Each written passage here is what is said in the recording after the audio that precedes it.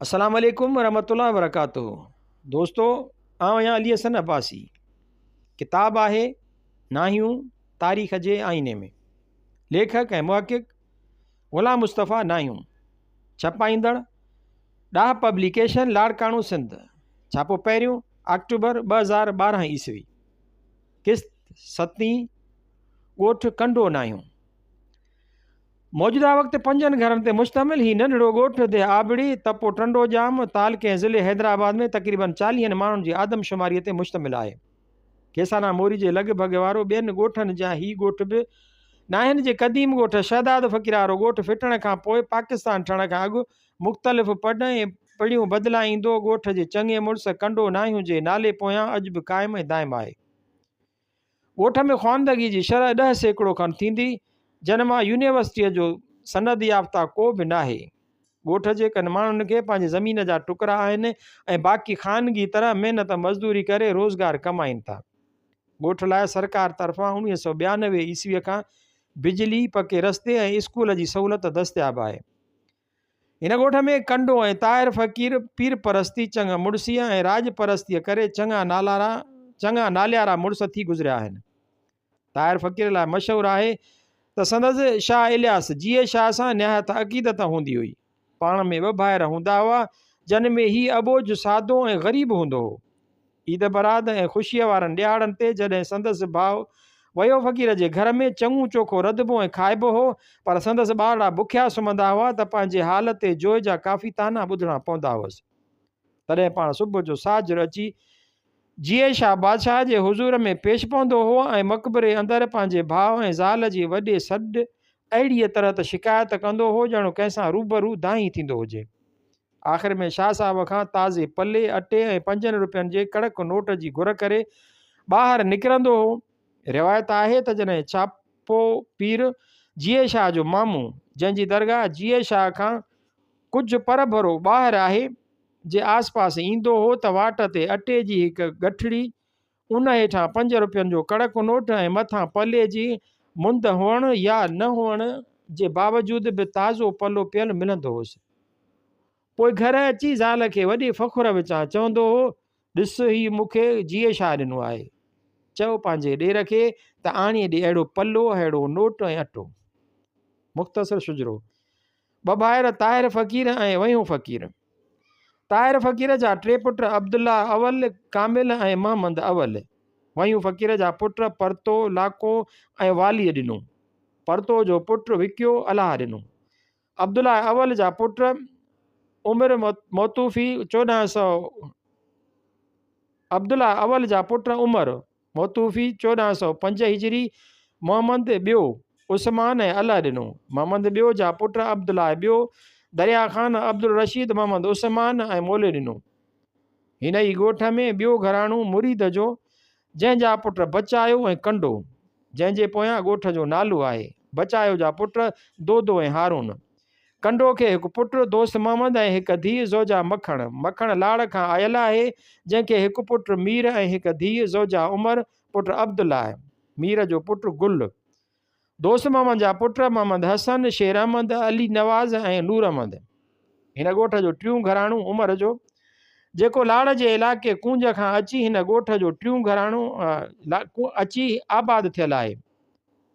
तंहिंजा पुट हासिल, खमू ऐं हाजी हासिल ऐं हाजी ग़ैर शादीशुदा वफ़ात करे विया ऐं खमू जा पुट हारून, उमर, रजब ऐं 2 ॿिया, जे ॻोठ कंडो खां थोरो पर भरो पंहिंजे ॿनीअ में आबाद आहिनि। ॻोठ सॼण नाहियूं। देराजपरी तपो टंडो कैसर, तालको ऐं ज़िलो हैदराबाद जो ही नंढड़ो ॻोठ टंडो जाम खां ॾखिण ओलह तरफ़ तक़रीबन 2 किलोमीटरनि जे फ़ासिले ते टंडो कैसर जे लिंक रोड ते तक़रीबन 15 घरनि ऐं 125 माण्हुनि जी आदमशुमारीअ ते मुश्तमिल आहे।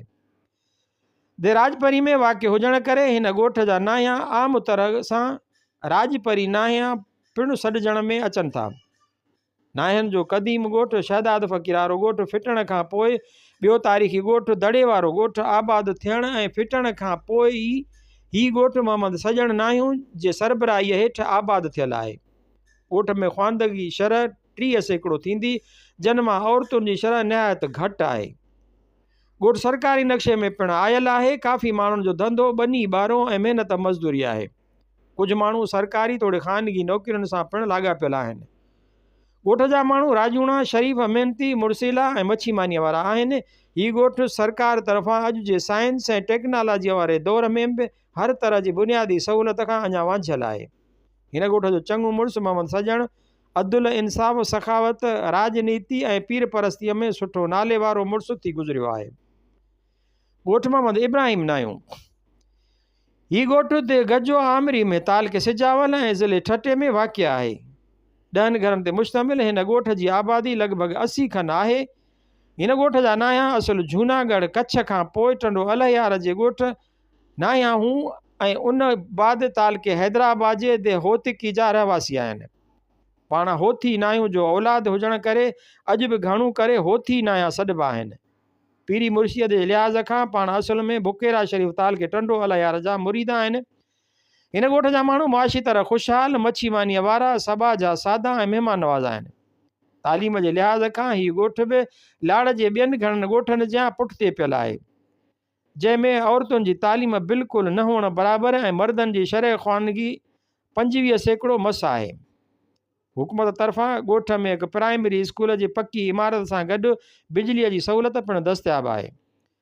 मोहम्मद इब्राहिम जंहिंजे नाले पोयां हीउ ॻोठु आहे, निहायत नाले वारो मुड़ुसु थी गुज़रियो आहे। ॻोठु रावल नायूं।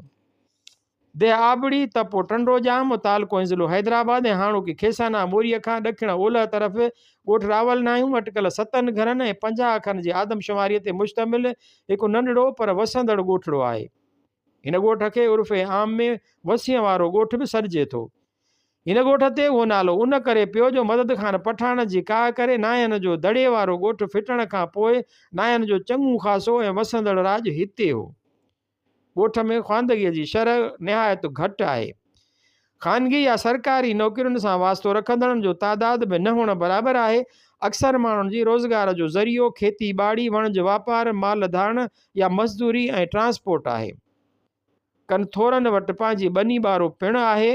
माण्हू मच्छीमानीअ वारा, मुड़सेला ऐं राजूणा आहिनि। हीउ ॻोठु सिंध जे अहिड़नि ॻोठनि मां हिकु आहे जेके पुराणा आहिनि ऐं जिन ॻोठनि लाइ सरकारी ज़मीन ॾिनल आहे, यानी शुरूआती सर्वे में ई ॻोठु नक्शे में ॾेखारियल आहे। इन तरह हैदराबाद ज़िले ऐं उतर जे पुराणनि ॻोठनि मां हिकु आहे। ॻोठ लाइ सरकार तरफ़ां 1985 ईस्वीअ खां बिजली, गैस, पको रस्तो ऐं स्कूल जूं सहूलियतूं मौजूदु आहिनि। हिन ॻोठ में वॾेरो रावल, परतो, लाको ऐं गागो चंग मुड़सी ऐं राजपरस्तीअ में सुठा नालेरा मुड़ुस थी गुज़रिया आहिनि। मुख़्तसिर शुजरो 2 भाइर, गागो अव्वल ऐं कासिम अव्वल। गागो खे 3 पुट, रावल, कासिम ॿियो ऐं सिद्दीक़ कासिम अव्वल गैर शादीशुदा वफ़ात करे वियो।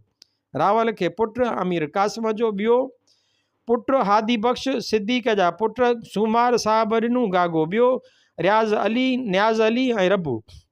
साॻे ॻोठ में ॿियो घराणो जुमू, जंहिंजा 3 पुट खुदू जुड़ियो ऐं ॾिनू। खुदूअ जा पुट जुमू अलाह वरायो, मोहम्मद बचल ऐं मंज़ूर। जुड़ियो जा पुट अलाह ॾिनू, मुमताज़ ऐं कालू।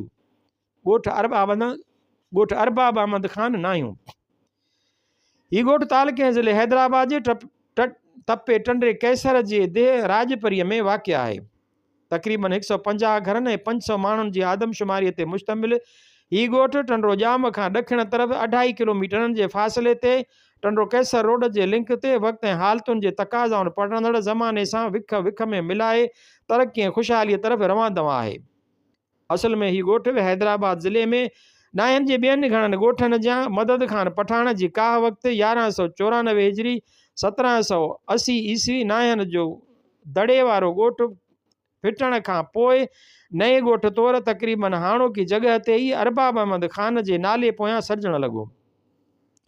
नायूं मेमुण ऐं सैद बिरादरियुनि जी गॾियल हिन ॻोठ में नायूं ज़ात जे घरनि जो तादादु 70 खनि ऐं आदमशुमारी 300 जे लॻभॻि थींदी। हिन ॻोठ जे नायनि में ख़्वानदगीअ जी शरह 50% खनि थींदी, जंहिंमें औरतुनि जी 15 ऐं बाक़ी मर्दनि जी आहे। मंझाउनि यूनिवर्सिटीअ जो सनद याफ़्ता को बि न आहे। अक्सर माण्हू पोरियत, कुड़मी, मज़दूर ऐं के थोरा सरकारी ऐं ख़ानगी नौकरियुनि सां लाॻापियल आहिनि।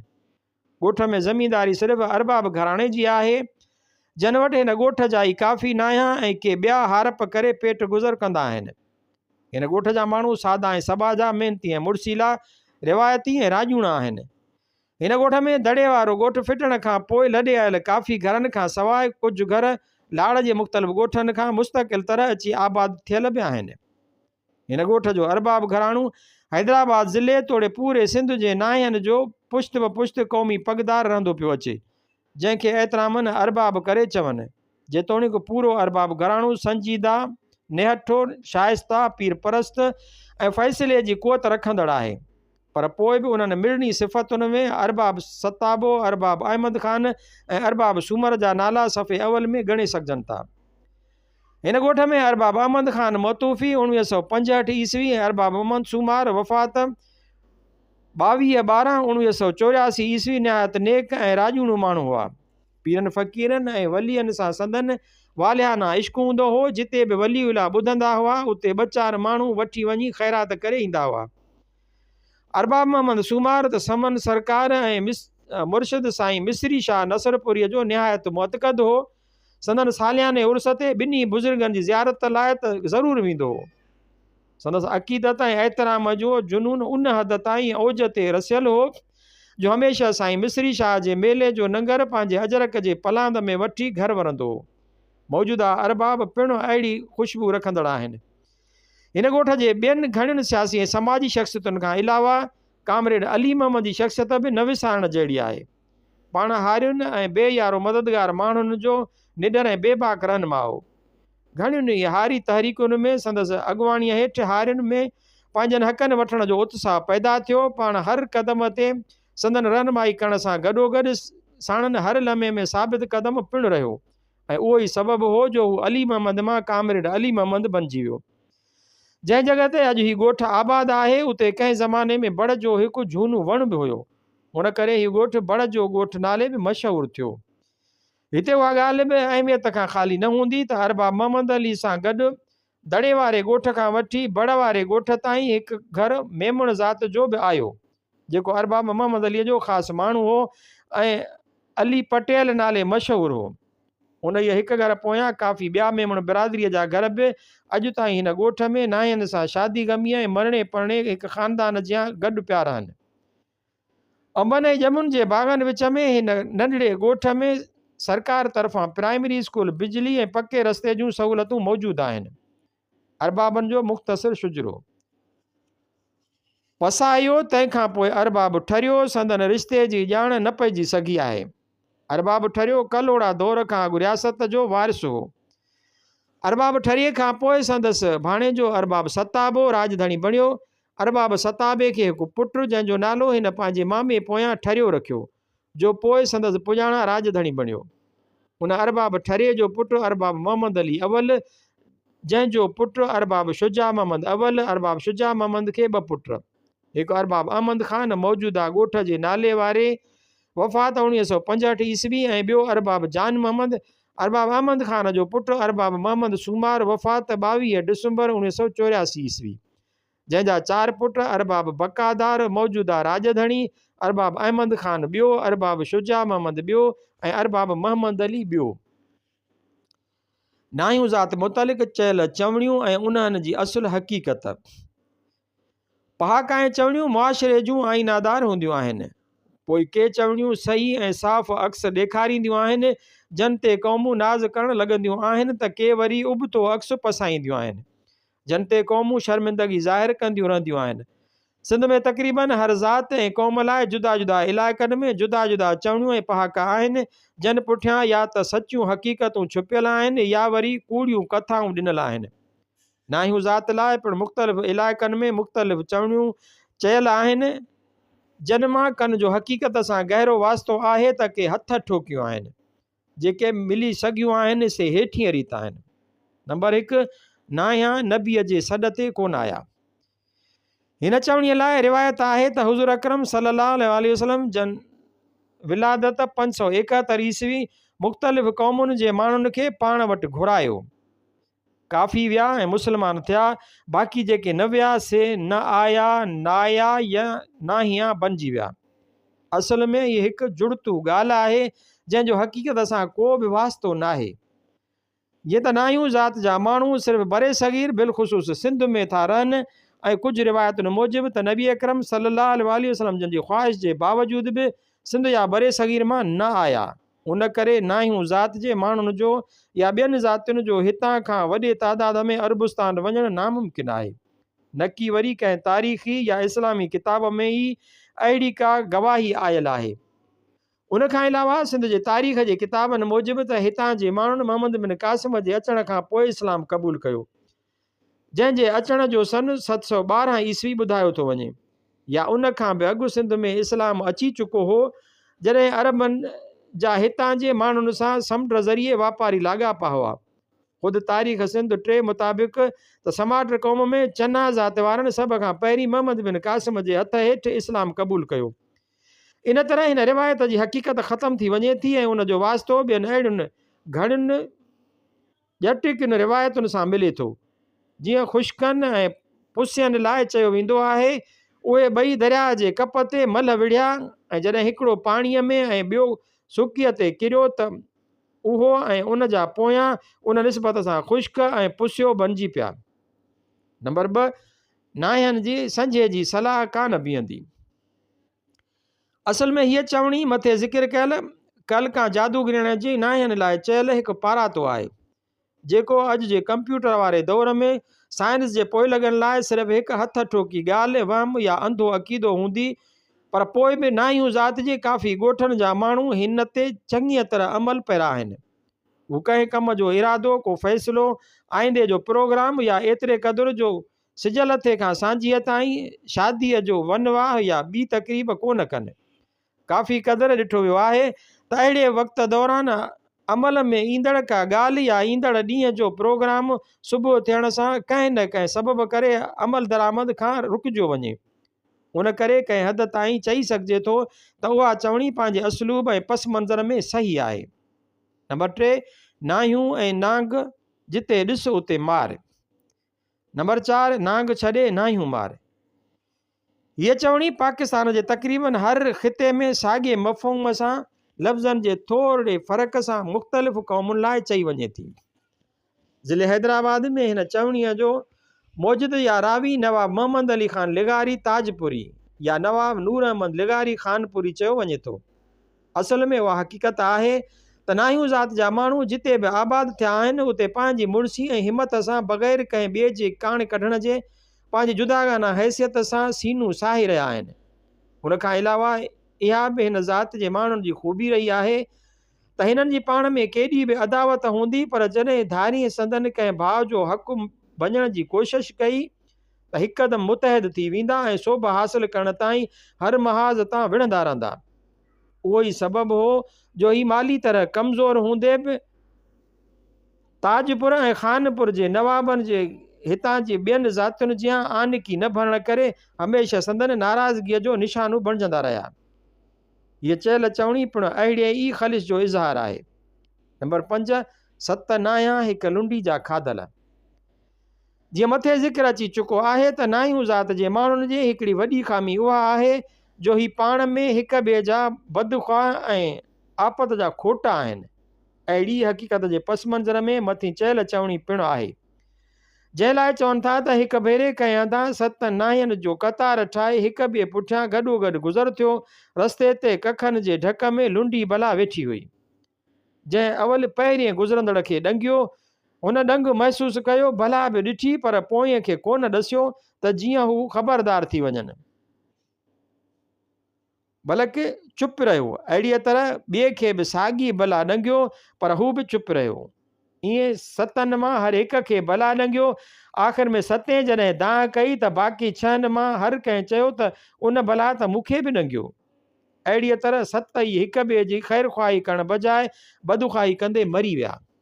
नंबर 6, नायनि जे पेट में ॻाल्हि रही न सघंदी।